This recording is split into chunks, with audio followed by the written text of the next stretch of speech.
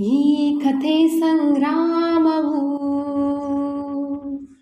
ವಿಶ್ವದ ಕಲ್ಯಾಣವು.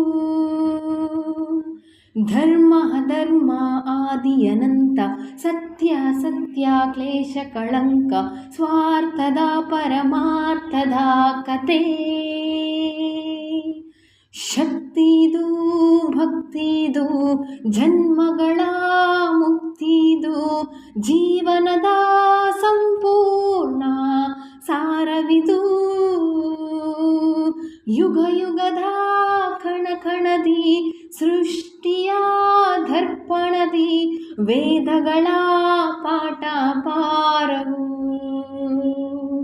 ಧರ್ಮದ ಚರಿತ್ರೆ ಇದು, ದೇವರ ಭಾಷೆ ಇದು, ಕಾಲಗಳ